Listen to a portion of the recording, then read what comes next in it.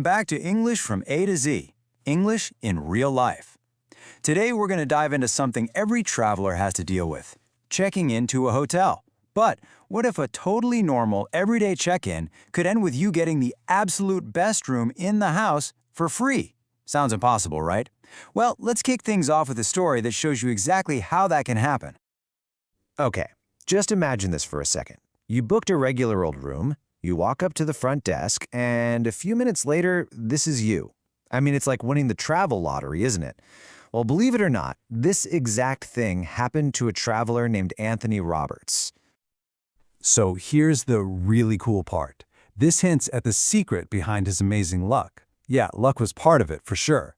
But this incredible outcome was really unlocked by a specific conversation, using some key phrases and words that you can absolutely learn to use too.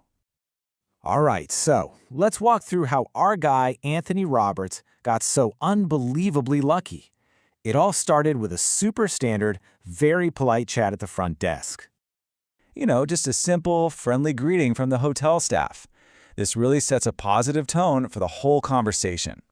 Now, Anthony's reply is the first piece of essential English you're going to need. And there it is. I have a reservation under the name. Seriously, write that one down. That phrase is your universal key. It's how you start a check-in at pretty much any hotel or restaurant in the English-speaking world. It's clear, it's polite, and it's totally direct. So, the receptionist finds his name, and then bam! Something completely unexpected happens. He doesn't get the standard room he paid for. Oh no, he gets handed the key to the best room in the entire hotel. Now, Anthony is, understandably confused. He points out that something isn't right, which is totally the correct thing to do. And he uses another fantastic phrase. There must be some mistake. It's such a polite way to question something without being aggressive. And this is where the magic happens. The receptionist agrees there was an error, a mix-up, and because of that little mistake, they offer him a complimentary upgrade. I mean, those are the two words every single traveler is dreaming of hearing. So yeah, this incredible outcome was all because of a few specific situations and, more importantly, a few specific phrases. So let's break down the vocabulary that really made this whole lucky moment possible. First up, that phrase Anthony used, saying your reservation is under the name of, well, you, tells the staff exactly what to search for in their computer system. It's just the standard, correct way to do it. Okay, next, let's talk about the hotel's problem. A mix-up. It's just a simple word for a confusion or an error. In this case, it turned out to be a really, really good error for Anthony, but it's a super useful word for any time things don't quite go as planned. Now that mix-up was probably caused by this. It's a super common thing in the travel world. When a hotel is overbooked, it just means they sold more rooms than they actually have. It happens with airlines all the time too, and honestly, it's often the main reason people get those surprise upgrades. And finally, the magic words themselves, a complimentary upgrade. It means you get something better, a bigger room, a first-class seat, without paying a single penny more. It's usually because the company, like the hotel, made a mistake, like overbooking. So here's the bottom line. Knowing what these words mean can help you handle any check-in situation, whether you get lucky or not. Now, let's just go through the normal process and talk about how you can make sure your arrival is always super smooth.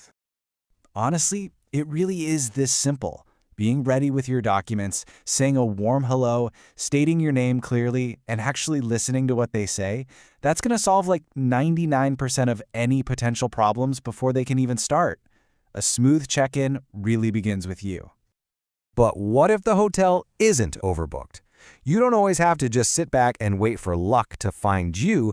Sometimes you can actually make your own luck just by asking for an upgrade in a really polite way.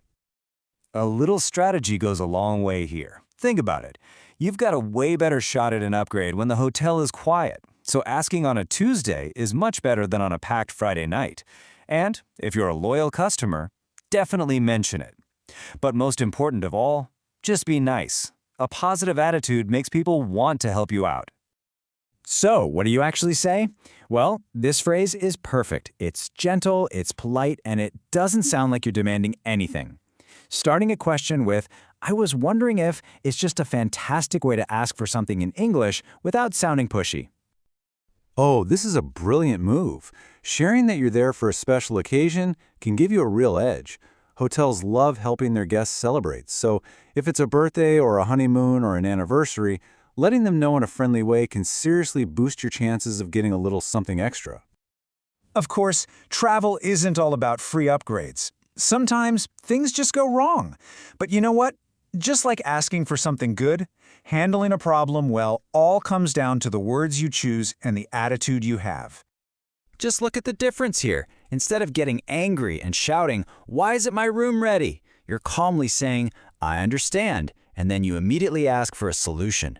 You're not blaming anyone, you're trying to work with the staff. Trust me, that solution-focused attitude is so much more effective.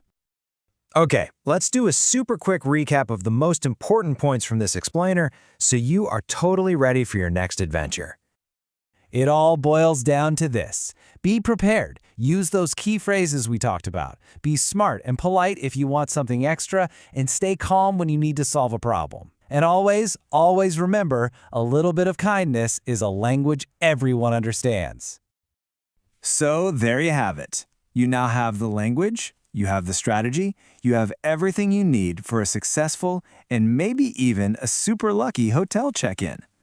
The only question left is, where are you going to put these new skills to the test?